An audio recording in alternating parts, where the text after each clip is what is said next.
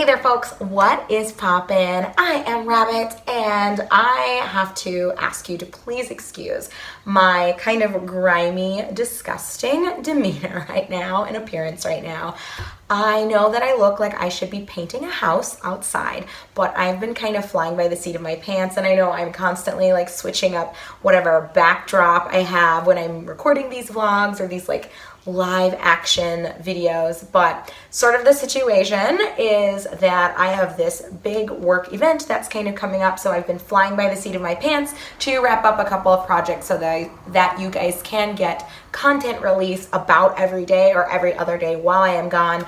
I just hammered out, I think it was 18 episodes of Eternal Eyes, our brand new Let's Play series. So I'm incredibly ecstatic about the fact that we were able to begin undertaking that new project. I hope you guys are looking forward to it. I'm sure that by the time you're watching this and I'm responding to comments, I already will know what your impressions are, but I haven't uploaded yet. I think everything's queued to start going up today. So, I'm a little nervous yet at the same time incredibly pumped to just see your responses and hear about your memories with it, or if you hadn't ever played the game or seen it before, I'm really looking forward just to what your thoughts and impressions are. So with that being said, why don't we just go ahead and segue into the point of this video, which I know I talked about quite extensively as we got into, I think, like episodes 15, 16, and 17 of the Eternal Eyes playthrough. I was telling you guys that similar to what I did for Paladin's Quest, I did want to go ahead and do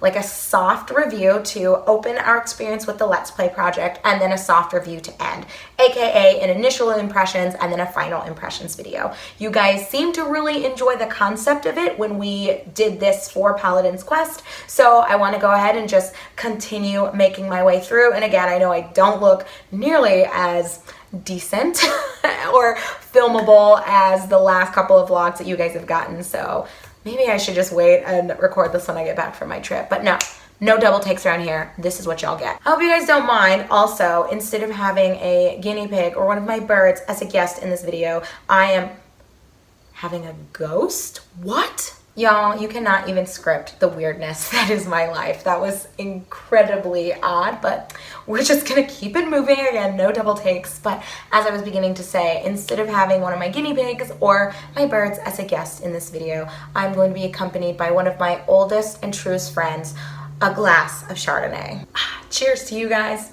Grab yourselves a drink, get really comfortable, because we are going to be talking a little bit about my initial impressions for Eternal Eyes and kind of how I think the playthrough is going so far, but more specifically how I think the game itself is holding up so far. I can't have an initial impressions video without a soft plug, so for those of you who are watching this without having seen the playthrough yet, or you haven't been following me, so you didn't even know that this was something that was available on my channel, I will provide links to everything in the description. I just freshly started a semi-blind run. So by semi-blind, I suppose to define more specifically, I had experienced this game as a child and I had made it through probably like the first 10-ish hours of gameplay.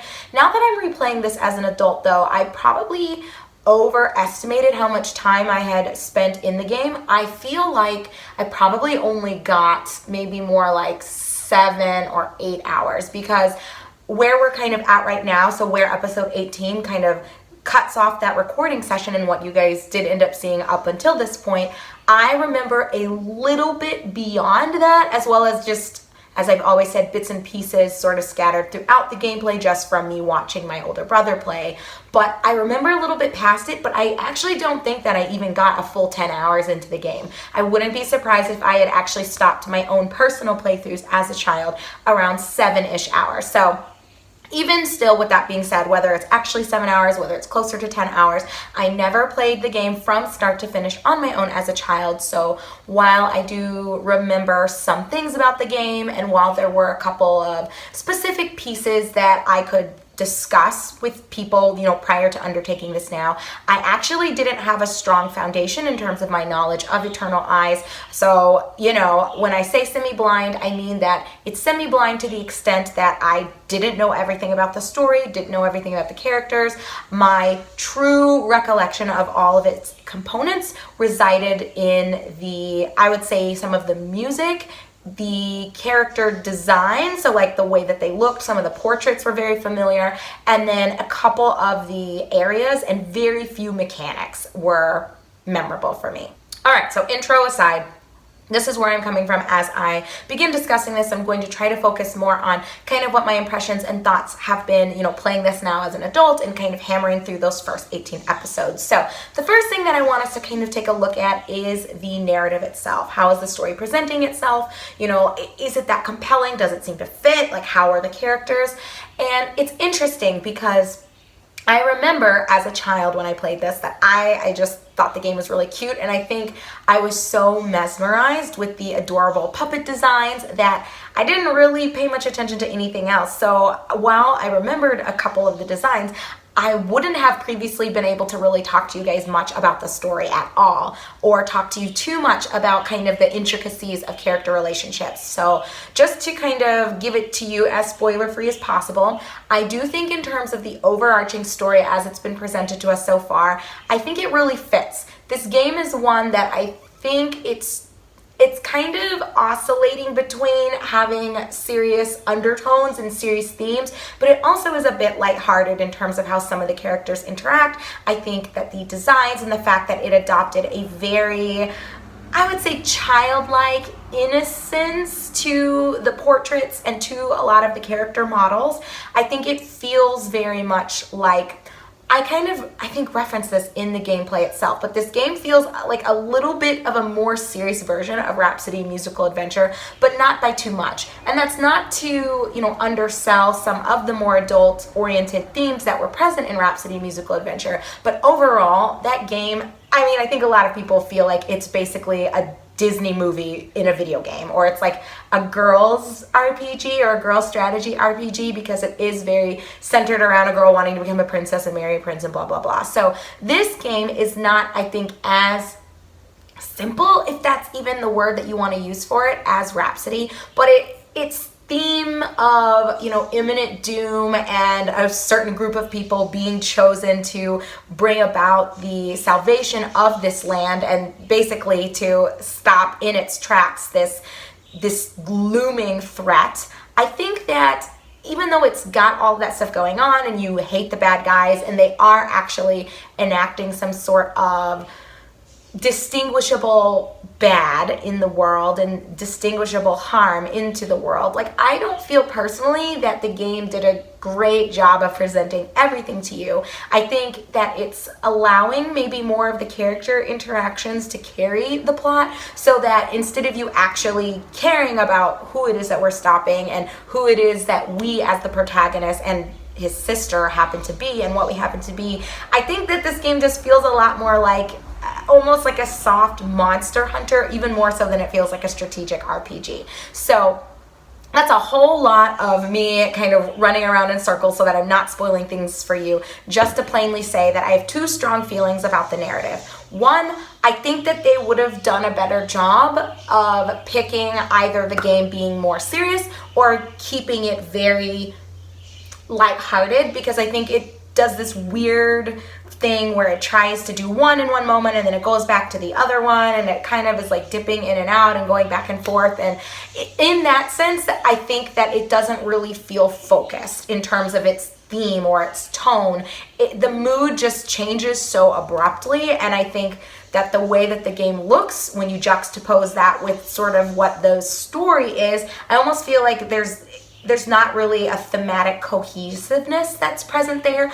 But even with that being said, I feel like I'm using all these words and it almost sounds like I don't like the story so far. But all I'm mostly, I guess, saying is that I think that it's not a well-structured story. I think they could have done a little bit of a better job of making things feel more thematically appropriate. But I do find the game to be quite cute and quite charming. I really like our protagonist, and I like how he interacts with his friends and with his sister. I do think that even though there are some weird forced moments that, again, like I was saying, because I think it's trying too hard to make you feel like, oh shit is about to hit the fan, and I, as the player, I have to align myself with Luke so that we can accomplish the goal of saving the world. Like, it gives you almost that anxiety-provoking situation and that moment. But then, like, honestly, what it comes down to is you're like, collecting cute puppets, and you've got quirky friends that you interact with, and townspeople are ridiculous, and items have strange descriptions and names. So there's an item that's called Dad Smack, which, yeah, it's basically the concept of your dad smacking you upside the head and basically saying, get your shit together, son, or, you know, daughter, and it like increases your attack or something. It doesn't even matter. The point is, the game is quite quirky, and it does such a good job of embracing that quirkiness, I think, in how the characters interact.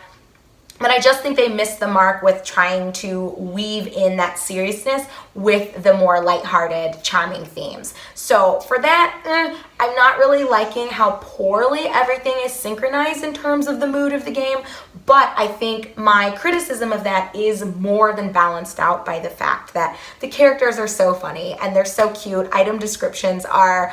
I've actually laughed out loud at names of things, of descriptions of items that we found. And I think in general, you know, just bringing around, again, full circle, my thoughts on the narrative as well as the characters that are presented to you within the narrative being unraveled to you as the player or as the viewer if you are watching my Let's Play again. I think that, like, with all these things in mind, I could see myself very much enjoying this game. And now that's not to say that once we get to my final impressions or my final thoughts video, once we've actually concluded the game, maybe I'll feel like the story tanks and it just sucks donkey balls. But as it stands right now, my prediction is that as long as the story stays the same and character interactions remain roughly the same, I do expect that our protagonist, his name is Luke and his sister's name Elena, I guess I can say that, and that's not really a spoiler. As long as their interactions and the dynamic between the two of them doesn't change too drastically to force specific plot points. We already, in episode 18 actually, were introduced to a very weird situation that I thought was kind of weak, and I don't, again, want to spoil it. If you watch the videos, you know what I'm referring to, but I think they tried too hard to make some things dramatic, and there are appropriate ways that they could have executed that, but I just almost feel like, in general, the story wasn't as focused on as it probably needed to be, but that's okay because it seems to me like gameplay and mechanics are more so what people are going to enter into this game for, or at least when it came out, and I think the year 2000, that's more than likely what people bought this game for. It wasn't because they were expecting an epic tale like you would get with Wild Arms or with Final Fantasy VI, but more so because you were drawn to the idea of it being a monster hunter. It has beautiful, like a beautiful art direction with the nice anime portraits and the anime designs. So I think that was more of the appeal, the visuals, than the actual narrative and then the characters, or at least like that would be my guess. So I guess to bring this around, I'm spending so long talking about the narrative and the characters, but I'm trying hard not to spoil it because I know some of you get really cranky when people spoil too much and you just lose your mind. So final thought on this, I think the story so far is fine. I think the characters themselves and their interactions more than I like the actual plot, but I don't think that any part of it has been so bad that I feel negatively towards it. Outside of, I guess, that moment that happened in episode 18, I feel like we're getting presented with a pretty wholesome story that should carry itself through for the full, I'm gonna guess this game is probably 30 hours long, if even that, but you know, I'm going to guess that the story should, as long as it remains about the same and it continues to unravel at the same pace, I can see myself enjoying it, and I would give it thumbs up. Not a numerical value yet. We got to save that for final thoughts. But I'm predicting that the story and the characters will remain mostly positive, or at least our opinions of them. Or I should say mine. I guess I can't speak for you. Second piece that I like to look at does include the actual mechanics. I started to loosely talk about this when drolling on about the narrative and the characters, but let's just lay it out on the table. So this is supposed to be a strategy RPG or a tactical RPG, whichever one you like to call these titles. I'm just going to put it out there right now. If you're the type of person who is looking for an exceptionally challenged, thought-provoking combat system, this is not the game for you. This is, again, just to liken it to something. I think it's very similar spiritually to Rhapsody Musical Adventure, where it is technically an SRPG, where combat does take place on a grid-based map, but there's not a whole lot of strategy involved. I think that the game is so cryptic in how it handles its monster hunter elements that you're not fully introduced to the mechanics, so you kind of are just mucking about blindly or with your eyes closed, trying to figure out like, how do I evolve my puppets? Like, how does this work? Does this item actually have this type of interaction? Because the descriptions for things sometimes imply that interactions are present, but it doesn't seem like they actually are. So I think in terms of the mechanics themselves, for combat as a piece of that, of this section of analysis, I think that mechanics are very simple and this game is going to be extraordinarily easy. So I think in terms of SRPGs, if people are looking for something that's going to scratch that itch, like you just love strategy RPGs, you know, I think for all of the faults that Hoshigami Ruining Blue Earth had, I think it did a decent job of actually holding true to its genre. I don't think that it picked the right story to tell across that platform or across that genre, because I think the story of Hoshigami was so good, but it was weighed down by just how long and tedious fights were. But it was actually a strategy RPG where there was a lot to it. It was very complex. And even though they didn't do a good job of integrating these into gameplay, there were tutorials to provide you with the information you needed to make informed decisions and to craft the team that was going to allow you to be successful. I don't think Eternal Eyes does that same thing, in that maybe there are two things going on here. One is that the game is intended to be very simple, and I think it is intended to be just easy, and I wouldn't say a children's strategy RPG, but it wasn't meant to really challenge you or to make you think that much. I feel like the opposite of Hoshigami, they had a really simple, sweet story that they wanted to tell, and they felt an S/T RPG was going to be the most, I guess, appropriate genre to present that story to you as the player.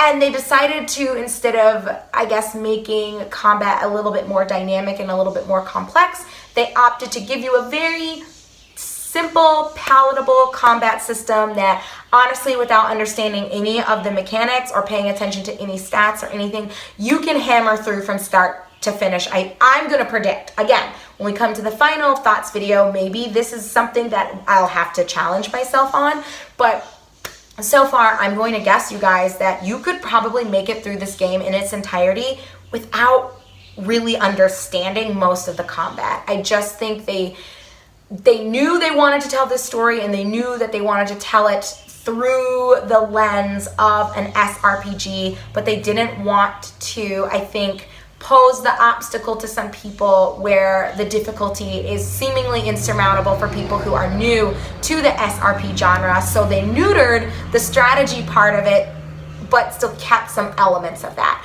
So, you know, I don't know if that's necessarily a negative thing, if that's a good thing. I guess it depends on how strongly you value difficulty in games and how strongly you value games staying true to what genre or label happens to be attached to them. For me, I'm very neutral on this. I'm okay with the game being easy. I'm also okay with the fact that it is an SRPG, but there's not a whole lot of strategy involved, and the elements of it that I think, you know, would involve more strategy, if you want to say that loosely. So, namely the whole puppet evolutionary system. They provide no tutorials, or at least so far, and I would guess I got 18 episodes done, I think, yesterday when I wrapped everything up. We played for like 6 hours, I think. Somewhere between 5 and 6 hours is where I'm at in terms of my gameplay. There's no in-game clock, so I don't know if that counts as a mechanic, but just to throw that out to you, that I personally don't like that. I like when a game tracks that time for you, because it makes it a little bit easier to see how much time you end up investing from start to finish with all of your, so for my purposes, since I record a lot of my gameplay, off-camera grinding or doing any like side bonus stuff that I don't want you guys to necessarily have to see. So I don't like that there's not an embedded clock in the game that's telling me how much time I've been investing on any backtracking I've done or any extra grinding I've done. I don't think that would have been a huge sacrifice for them to implement, so I'm not sure why it was overlooked or why they intentionally held it back from, you know, the final release of the game, if it was even a concept that they were entertaining. But that is something that I do dislike in terms of just a general mechanic, if you want to even call it that. I guess it's more of a feature than it is a gameplay mechanic. But I digress. So yes, I guess final thoughts on actual gameplay and mechanics. The game is really easy, which I don't personally mind, but I could see some people finding that a little bit misleading since it is touted as an SRPG, but I think it's more of a Monster Hunter than it is an SRPG. But even in terms of how the monster hunting elements were executed, it wasn't that well done because you are not given enough information. There are no embedded tutorials, and you just don't have any information to really understand how to evolve your puppets properly or what goes into it. I figured a couple of things out on my own, but I personally don't think it was that well done. However, I will say for other mechanics, so I think this isn't really a mechanic so much as I guess it falls under visual. So let's just skip into that section. What I'm wanting to talk about next, because it just feels like it flows right to me, would be the visuals, but I'm thinking the visuals of the UI and just how the user interface kind of feels in terms of you being able to navigate everything and how it looks. So maybe it's kind of in between actual mechanics and visuals. So let's talk about the mechanic portion of the UI, and then we'll talk about the visual portion of the UI, and then we'll spill over into other visuals and kind of my review so far, my impressions of this piece. So the mechanic portion of the user interface, I think it's in terms of the ease of accessibility, just how natural it feels to kind of go from one menu to the next, how easy it is to find everything, and how things are appropriately labeled and kind of all encompassed in terms of you interacting in the way that you think you should be with specific menus. So I think this was done okay. What is incredibly weird to me is that when you are just running through a town, you cannot just access like your items. You can't look at equipment. You can't do anything with your puppets. There are specific areas that you have to go to, or you have to just be in order to equip your party, in order to engrave jewels / orbs onto your puppets so that they can evolve. It seems almost a little too, I don't want to say it's complicated, because it's really not once you figure out where you need to be to access which portions of the menu, but in terms of that ease of accessibility for the user interface, I feel like they dropped the ball a little bit, because why wouldn't I be able to use an item when I'm just walking around the town? I guess you don't really need to, because you automatically are healed between battles, so maybe they just felt like we'll just cut off their ability to even access this part of the user interface because they don't need to do it in these areas. But it seems odd to me that I have to be right outside of like a battle zone, if you will, in order for me to actually throw any jewels at my puppets or to interact with them in a meaningful way. You have to use a whole different menu to even look at your puppet book to see the different evolutionary forms, which that I guess is okay. That's not something that you necessarily have to be able to access at whatever point in the game or wherever you are in the world.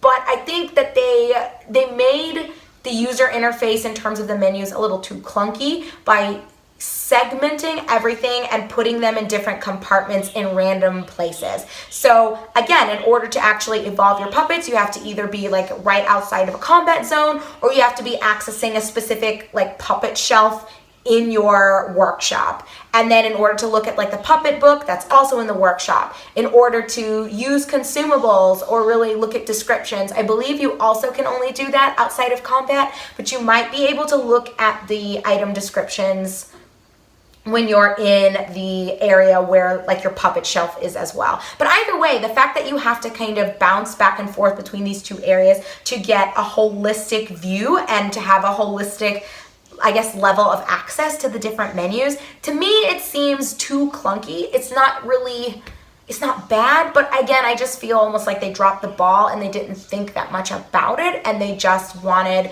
to separate things into a way that they felt like was appropriate for how you'd be using them. But for someone like me that likes constantly looking through and seeing like, okay, I'm running from shop to shop and I am wanting to be equipping because your puppets have access to accessories. So basically it's like their weapons and it's their armor, which is totally separate from your protagonist as the human, his weapons and armor. It's weird to me that I cannot just equip them and do things with them wherever I want to. Like I have to be at specific locations in order to access those pieces of the menu. So it's just weird. Basically, all you can really do when you're running through a town is just access the status screen and I guess the control configuration screen. but then everything else you have to look at different places. So I don't know.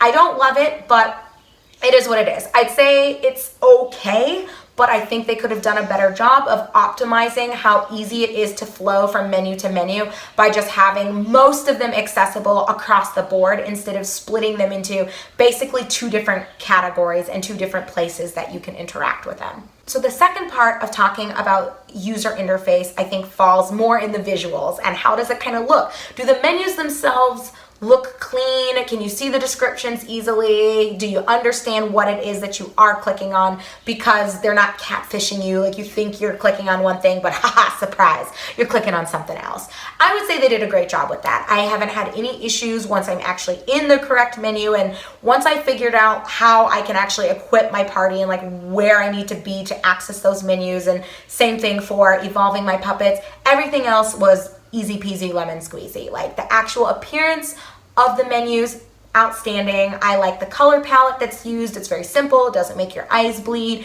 I think that the font that they use, maybe it could have been a little crisper. I don't know which one they used, but it's a little swirly, so sometimes you have to squint just a little bit to make sure that is that an L or is that an I? Like, what am I looking at here? But for the most part, everything's easy to read. You know what you're clicking on. So yeah, I don't have a problem with the UI in terms of its appearance. Most of my criticisms fall on what we already discussed, which mostly were around the ease of accessibility. So other pieces of visuals, and we can just lump audio in here too, because I don't have a whole lot to say about these things. Honestly, I love the art direction of this game. I think all the portraits are beautifully done. I think that the puppet designs are really cute. Some of them are weird, but they're still, I think, well made, well crafted, well conceptualized, if you want to use that verb. I think that in terms of the graphics, everything looks really nice. It's basically, you've got 2D sprites and they're just kind of plastered in a 3D world, and the models all look great. I think there's great detail present with all of the characters that we've seen. The actual portraits look really beautiful and I think fit the personalities of characters. Yeah, I honestly have nothing negative to say about the visuals. I think colors are vibrant and everything just, it looks really nice. I haven't seen anything where I'm like, oh my God, this area is so bright, or oh my God, the terrain here, it looks like trash. Like when you're working your way through various, we'll just call all of them dungeons, but sometimes you're in a forest, sometimes you are in a dungeon, sometimes you're in a building or a castle. I think that the way that the world you're interacting with, just the way that it looks, everything is fine. I think that they paid pretty good attention to detail where there is some variety when you're navigating through one of the forested areas, for example. Again, not to spoil everything, but the different levels that you kind of progress through as you're fighting newer and newer monsters and you're just getting deeper and deeper into it to reach whatever your end goal is. I like that they switch up the battlefield a little bit so that one area might have a river flowing through it, another one might have more hills, another one might have columns that are erected at various places on the terrain. So yeah, I mean, that's a whole lot being said just to share that I think that in general, visuals are great, not only for the actual character designs and the character artwork, but I think also the environments that you interact with, both in the towns as well as in the dungeons. Everything looks great. I have nothing negative to say about the 2D sprites, nor the 3D rendered models, nor in general just anything. How they all look. 2 thumbs up from me. Audio, I might be biased, you guys, but I also want to say that I love the audio in this game. I think the music is very beautiful. It's very sweet. So far anyway, and again, we're only like 5-ish, maybe 6-ish hours into gameplay, or I'm guessing anyway, because there is no internal clock. But I feel like everything fits the theme and fits the mood of whatever we're tackling at that point in time. So when you're making your way through a forest, everything feels very like mystical and very rainforesty. Like, I don't know, it's just very enchanting and bewitching, and it makes you feel like you're actually going on a hike through the woods with a light mist kind of coming down from the sky, or very light rain drizzling onto your shoulders.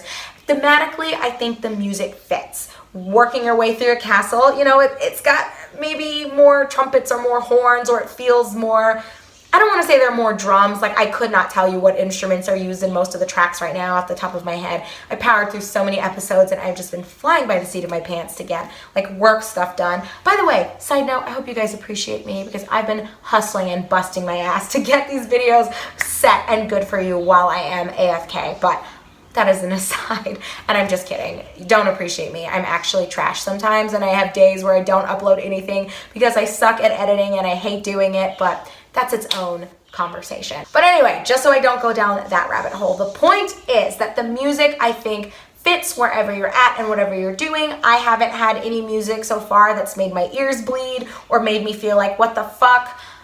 And as I was starting to say at the start of this section, I am probably spoiled because Hoshigami Ruining Blue Earth had such a horrendous soundtrack where most of the music was on like a 10-second auto loop, and the actual bits of the song, it was awful, and then you heard it on repeat, and the fights took so long. So not only did those 10 seconds suck ass, you had to listen to them be looped for like an hour, and there was not a lot of variety of music, so that same song that you had to listen for an hour in this section of the game, you're gonna have to listen to that at like 10 other sections of the game. Like, Again, I don't want to trash Hoshigami because I think that it has a lot of great qualities and it is a very challenging strategic RPG that I could see a lot of people enjoying more than Eternal Eyes, but the audio was like 99% garbage. Whereas for Eternal Eyes, while the difficulty's not there and I don't think that they did as good of a job with like the user interface, I think that they killed it in terms of the visuals as well as the audio. I've loved all the songs. I think that sound effects also are well done. Like, nothing feels out of place or is loud and very grating or sharp. I like the audio. I wouldn't give it like a fucking 10 out of 10, but I think like where I'm at right now, having not heard all of the tracks or explored all of the areas and the dungeons that we're going to have to make our way through, I mean, if I had to give it a numerical value, it would be closer to perfect than, I guess, neutral, because everything I think fits, and I actually like quite a few of the songs. It's not even that they're there and you don't really remember them. I think they're there and they kind of stick in your head throughout the day. Like yesterday when I was done recording, I was humming one of the tracks for the forested area that we were making our way through because I think it sounds so sweet. And my husband actually was kind of walking around our house while I was going through my big batch of recording, and the music that was playing in that forested area he liked a lot, and he was saying like, that's really beautiful, like what is that track, or like, where are you, because it just sounds so sweet and it just sounds very soothing and relaxing. So yeah, I love the music. Good job, team that worked on Eternal Eyes. All right, guys, we are knocking on half an hour. We're actually a little over half an hour for this video. So we made our way through discussing the narrative as well as the characters. We talked a lot about the sounds, just audio in general, the visuals, as well as the mechanics. I think, you know, just to bring this all around full circle and just so that I can tap out, because I'm sure you guys did not want to watch like 35 minutes of me like gross and sweaty and a little stressed as I prepare for all this work shit that I'm gonna have to do and all this traveling I'm gonna have to do. But I do want to go ahead and wrap this all up by saying, just to conclude my initial impressions video, and I probably need to lay off the wine. I'm on glass number 2 and I'm starting to feel it, you guys. It's beginning to relax me, which is what I kind of need, because the next week and a half is going to be insane. But I'll talk about that a little bit. Maybe I'll vlog while I'm going through some of the work stuff. Maybe not. We'll see. But anyway, focus, rabbit, focus. We're almost done. Victory lap for this video. I think at the end of the day, if I could just give any like parting words about the game and what I'm kind of expecting, I think in terms of things that I'm going to love, I can see myself by the time we reach the end of this game, I'm more than likely going to love the characters. I already like them a lot. I found myself laughing more than I was expecting and more than I remembered laughing when I was a kid, but I probably wasn't really paying attention to the narrative when I first played this. I'm loving the music. Like, I'm not sure if an original soundtrack was released, but I can see myself looking and seeing if I can find a way of purchasing a copy or just finding a place where I can listen to it online, because there have already been like 2 tracks in particular that I like a lot. And even today, as I've been thinking about it and as I've been kind of talking to you guys about the game, I've been sort of humming or thinking in my head one of the songs. I just can see myself listening to them while I'm like getting ready in the morning or trying to relax in the evening or cooking dinner. So I see myself absolutely loving the soundtrack and wanting to have it, you know, even when I'm done with the game, and just in general liking the characters and enjoying their interactions. Things that I'm predicting will grow kind of stale and will become old sooner rather than later. I think the fact that the game is extraordinarily easy is going to get old really fast. I also think the fact that we haven't had any just natural tutorials integrated into the game to explain any of the mechanics, that's going to get old. Like, I'm already a little sick of it personally, the fact that I don't really know what I need to do to appropriately and intentionally / mindfully evolve my puppets. I'm already a little annoyed. It's not that big of a deal, and I don't mind, you know, it's fine. Even though there is that monster hunter element, I don't want to weight my opinion of the game just on the monster hunter pieces of it. I think there are a whole lot of other things that are uplifting the game, so I don't want to speak too negatively about this, but I guess just to give my cut and dry feelings right now, I don't like that they didn't implement more tutorials and that they didn't take the time to really explain to you what you need to be doing to get access to all of the different varieties and versions of puppets that you could.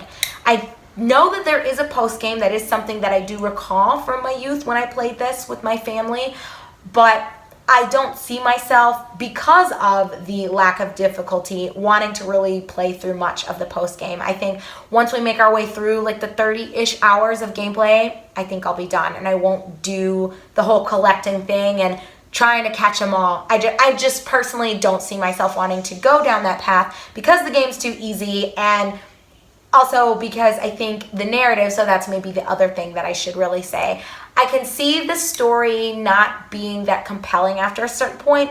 Already it's been like hit or miss at different plot points, like where I think the characters themselves have been really engaging and really endearing, and I've enjoyed a lot of the cutscenes just for the things that the characters have said.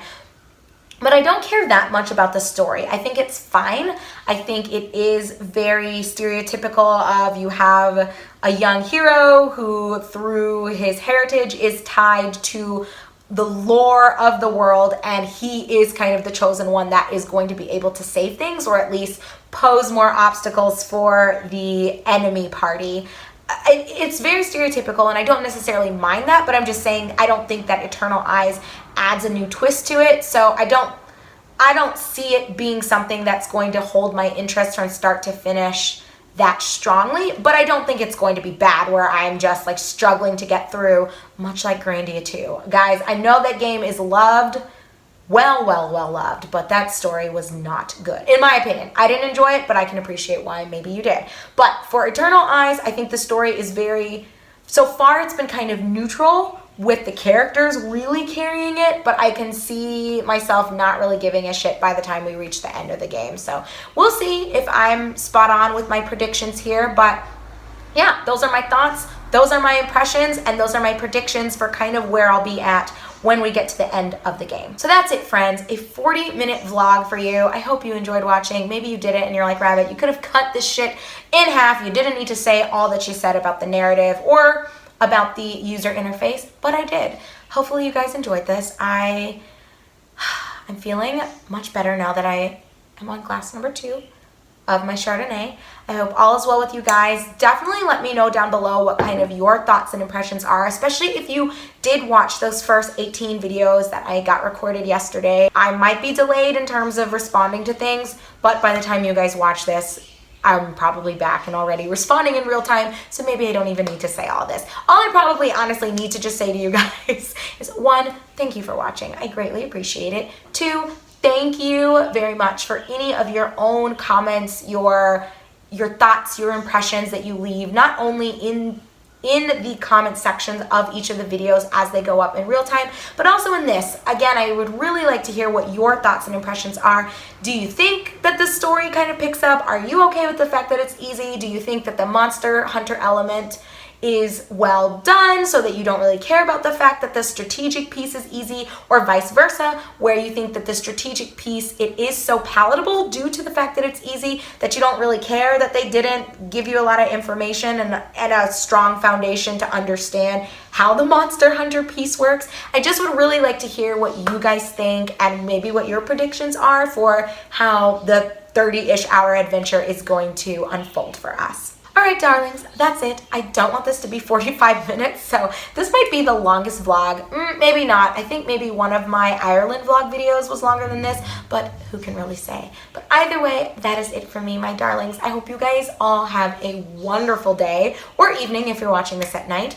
I am looking forward to recording some more Eternal Eyes for you guys when I do get back, but we are naturally going to have more Paladin's Quest going up as soon as Eternal Eyes, this first batch, is done rolling out. So either way, whether you're watching everything that I upload or you are only tuning in for Eternal Eyes, just please know that I appreciate you guys being here. I promise that whatever series ends up happening next when I do an initial impressions video, I'm going to try to actually make my own little studio or like a recording setup so that I'm not always with a different backdrop. Although, I guess this works. This is our bedroom. You can see my little ghetto bootleg makeup station. Although, I think you guys have been more than introduced to the fact that I'm not a makeup wearer. It's like moisturizer sometimes, and occasionally if I have to look decent, maybe like a tinted lip balm and some mascara, and I'm out the door.